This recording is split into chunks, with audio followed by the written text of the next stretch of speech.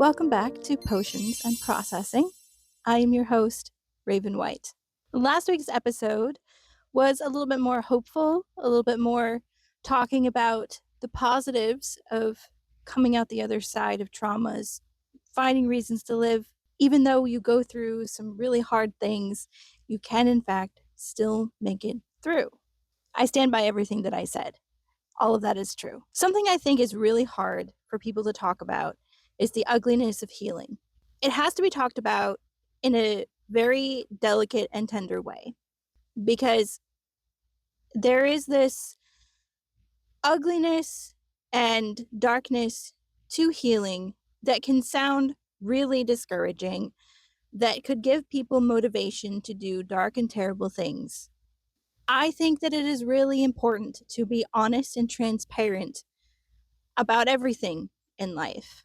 I understand the importance of white lies. I understand the importance of having finesse about things and having tact. And there is a time and a place for that. Abuse and trauma is not a time and a place for that.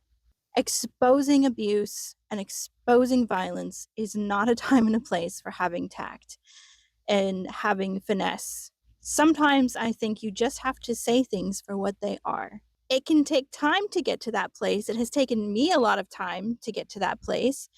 And I'm not in any position to say, hey, you there with all of this trauma that you have circulating in your heart and your soul, talk about it. Everybody should talk about their trauma and their hardships in a time that is right for them.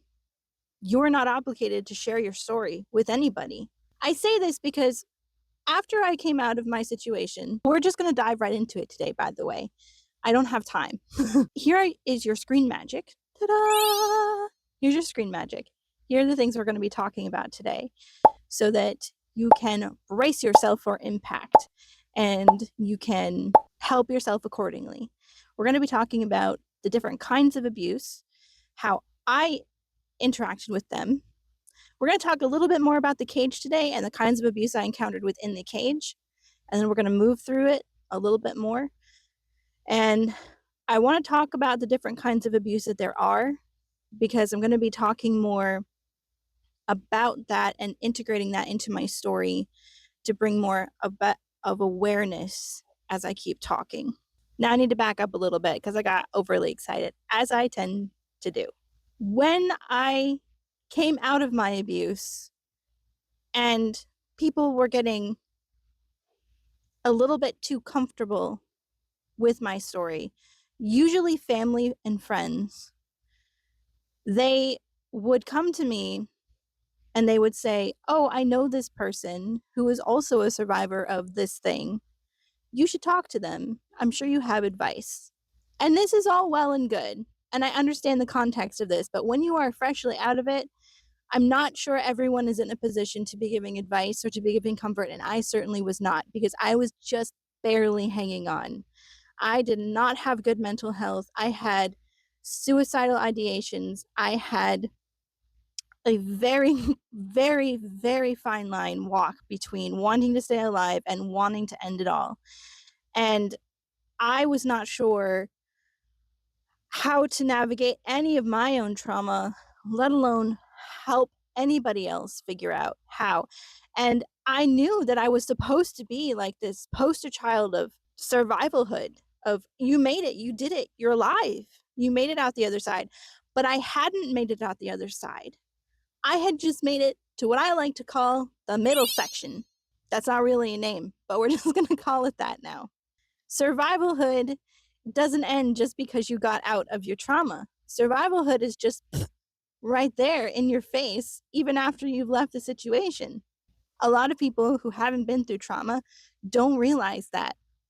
And they don't realize that your survivalhood doesn't just magically end once you have been removed. Here comes my cat. Every single time, it's like she knows that I'm recording a video. This is all to say, you don't owe anyone your story. You don't owe anyone a piece of you. You don't have to talk about it until you're ready. When you are ready, though, you let those topics flow.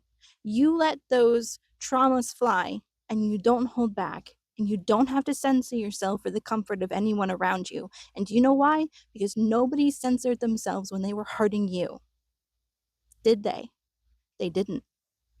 This is something I've had to think about a lot lately. This is something I've had to think about in sharing my content online and sharing who I am online, and not just with my trauma, but with sharing other pieces of me, sharing my coming out story, sharing more vulnerable pieces of me that I know will cause conflict when it really shouldn't, but I know that it will. Knowing that people will take it and people will have opinions and people will say what they want to say. But the truth of the matter is that no one else around me in a lot of these specific situations did anything to shelter me, to help me, to save me, to keep me safe in any kind of situation. They did nothing to stop the brunt of hate or abuse or anything that was happening. So why should I stop myself from speaking on what had happened, whether people like it or not, especially when it comes to things of religion or coming as out as queer or things that will surely disrupt people? Think of that for yourselves. Regardless of whatever your situation is, when it comes to sharing pieces of yourself that you feel are going to disrupt the system or disrupt the peace around you, did people shelter you? Did people keep you safe? Maybe some people did, but at large, are people willing to provide you the same kind of shelter and stability that you're trying to provide for everybody else? I can guarantee you not. My abuser gets out of prison next month, and that is wild to me. I am fortunate in that he went to prison to begin with, and I know that because statistically, abusers even making it into the justice system and even getting into prison is not great. Rapists even making it to the justice system and getting into prison, not great. Justice getting served where it needs to be actually served, not great. And yet, he still did not get charged with a fraction of what he did to me. He didn't even get charged with things he personally did to me. He did not get charged for the rapes that he committed against me. He did not get charged for the cage that he locked me in. He did not get charged for not even half, not even a fraction, not even a third or fourth of the things that he did to me. He got away with it. And my mother, who stood by and let it all happen, she got away with it completely free. And she lived the rest of her life out. It's incredible to me. And I feel like part of me is supposed to be grateful because he still went away for a fraction of time. And somehow in that small portion of time, I had to fix myself with no support, no victim advocacy, nothing to put myself back together because I had to do it all out of pocket with no assistance from the state, nothing. I had to pick up this broken shell of a life and start completely over with nothing. And I'm still not fixed. And I have more problems now, health problems, and just so many things. And don't get me wrong, I have scraped and fought for everything that I have, and I have worked hard, and I have built a life that I love and I am so proud of. And he owes he owes none of it. Like, everything that I have is mine because I did that. Because I was so much better than everything else. It has been such a hard fought battle, and I am still so far from this war being over, and it will never be over. It will be going until the day that I die. And I don't think people realize that about abuse, is that once it happens to you, it is never over, especially when it happens to you when you are a kid. The things that I went through, The traumas that I suffered, they manifest now in physical symptoms in my body that I can't control, that I have no way of predicting or healing. And I just have to hope that I'm going to be fine. And I'm getting off topic, but this is important for people to know because my abuser gets out of prison next month and he's going to live the rest of his life. And I don't know how to live with that. And I don't know how I will ever feel safe again. I'm not an expert when it comes to all of the different ways that a person can be abused, but I'm going to tell you all of the ways in which I was abused. Hopefully, you will recognize some of these signs so that you can avoid them. And if you know someone who is also being abused this way, maybe you can help them see the signs. Now, this is a tricky, sticky situation because not everybody will want to be helped. Sometimes you just have to wait it out until they see it for themselves, and this can be really hard. And we will talk about that in another video too. Don't worry. Here are some different types of domestic violence that you might have run into or you might see. Financial abuse. This is where the abuser will control all of the money. They will have access to all of the funds. This can help over time. This can be taking over paychecks, having control of the car, having control of the bills, just slowly wheedling their way into having access to all of the money. Oh, hey, I need money for this. Oh, I need money for that.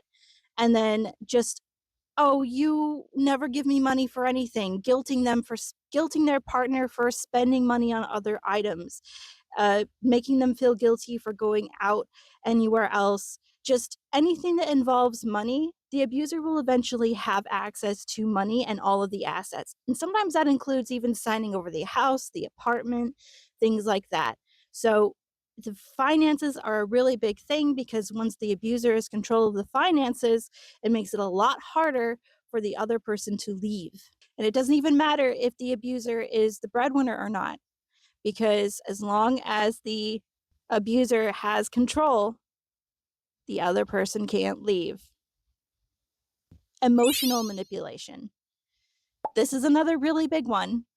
This is all about wearing you down over time to make you feel like you are less than and a subpar human. This is classic, also narcissistic behavior. This is turning things around. Oh, I never said that. You don't love me. Oh, do you actually love me? Oh, doing special things, but then taking it back, twisting things around on somebody to make them feel crazy, making them feel like they're just not good enough, but maybe also just good enough for them, but they could be better. Another big one is having to earn love, that love is a reward, that there's something they could do to earn their keep, to earn their affection, to earn an engagement ring, to earn a present, to earn a car, to earn some kind of upgrade within the relationship. Earning love was a really big thing in my childhood. I had to earn the affection of my parents all of the time. That's why nothing I ever did was ever good enough, because I was just not able to earn their love. They never loved me. Not hard to put that together.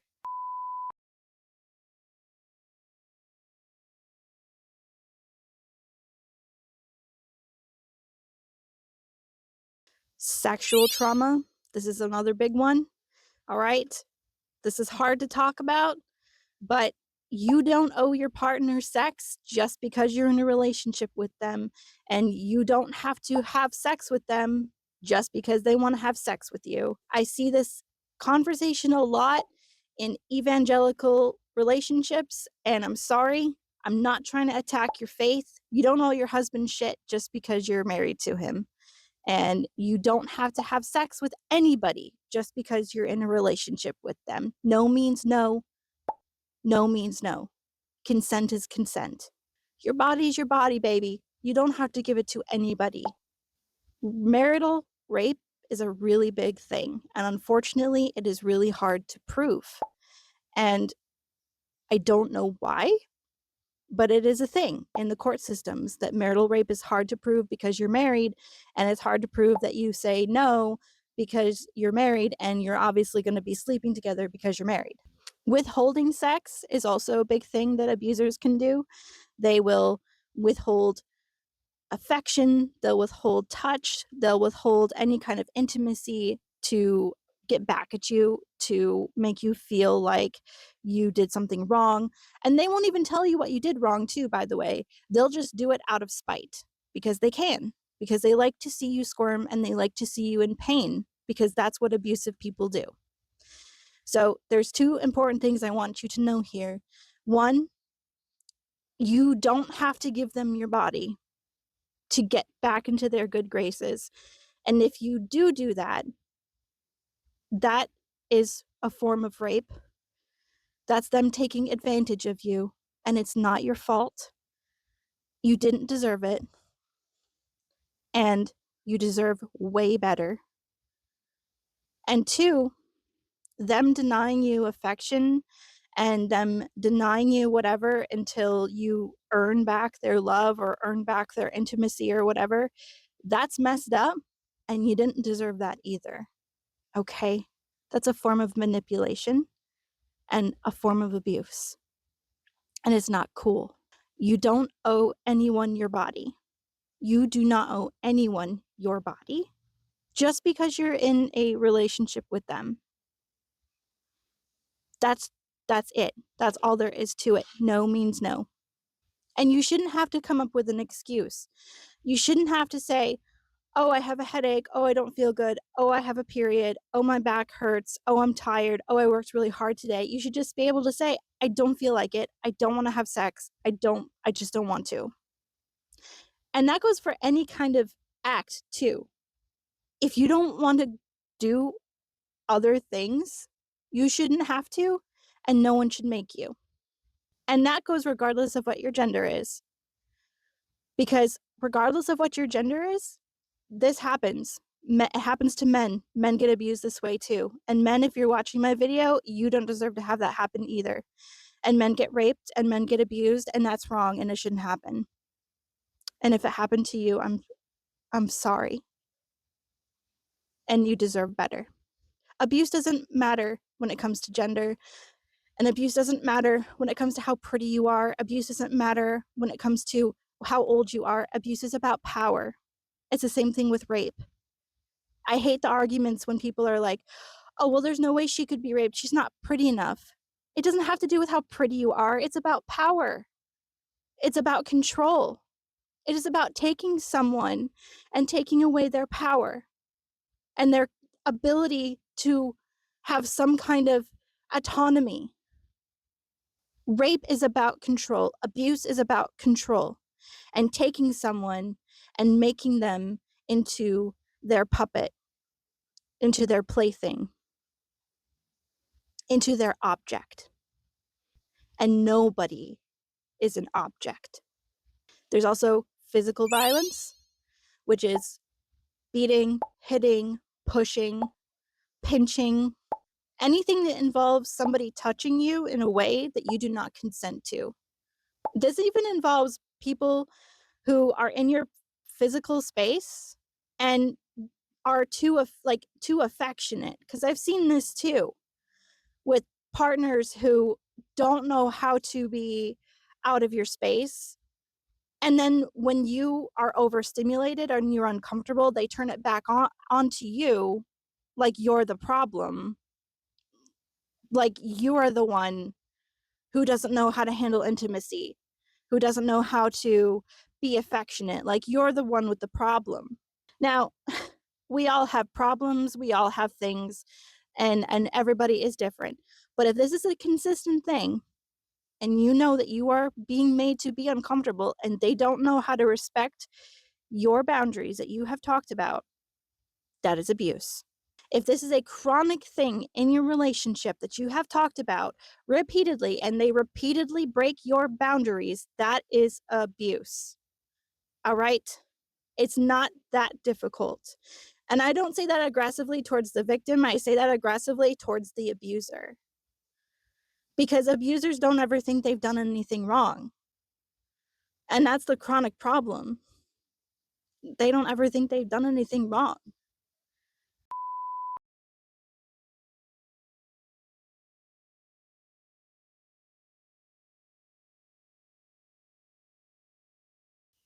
All of the things that my stepfather did to me at the end, at the very end, he stood in the stand. And you know what he said? He said, "I'm so sorry for anything that you thought I did to you. I'm so sorry for anything you thought I did to you."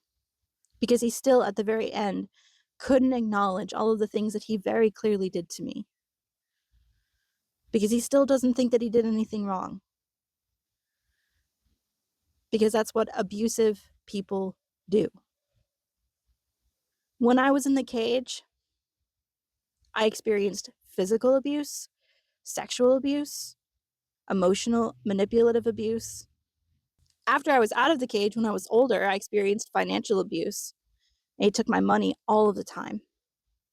Money I never got back. I'll never get back.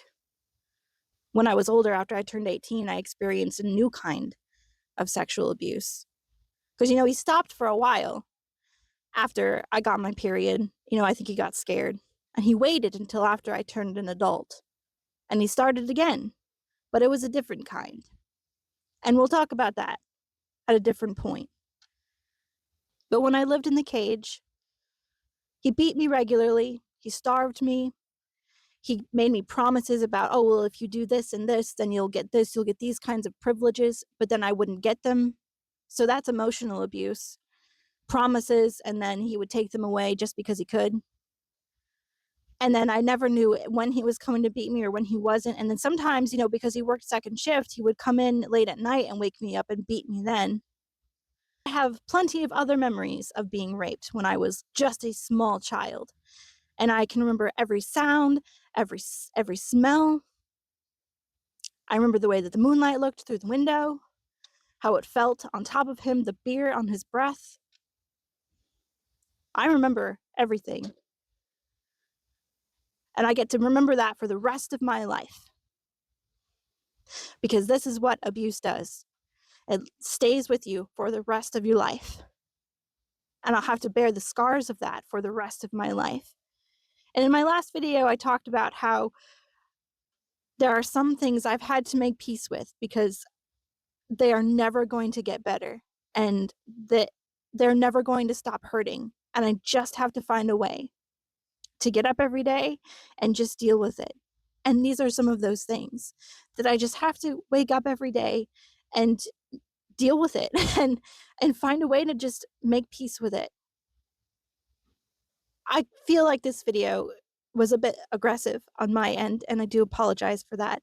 My aggression is not towards any of my viewers or any of the people who have been through what I have. I have so much anger for us, for the small version of me who went through so much, who was suffocated for so long, and who now is looking down what feels like a barrel at my life being disrupted again, upheaved again. My greatest wish for all of us who have been through something that this terrible and this awful, is that we all get the chance to heal and that we all get the chance to overcome. I want to start including more about types of domestic violence and types of abuse when I'm talking about the things that I experienced, so that you have maybe better references. Because I don't know about you, but I'm the kind of person where if you talk about things, I do better if I have like a frame of reference. So what I'm going to start doing from now on is when I talk about types of abuse that have been through, I'm going to start including, hey, this is this kind of abuse, this is this kind of abuse, so that you have maybe a better frame of reference, because I just feel like that will be helpful for better awareness, maybe, because that's what I want. I want awareness because I want things like this to stop happening. And I was very clearly groomed from a young age. I was very clearly abused in a variety of situations. So I feel like I have a variety of abuses that I can speak on and talk about. I don't like that I have such a variety of things that I can speak on, but I might as well since I have them. I'm not an expert, don't claim to be an expert, but I'm an expert in my story. So I guess that's the least I can do with what I have. And I'll just keep on keeping on, I guess.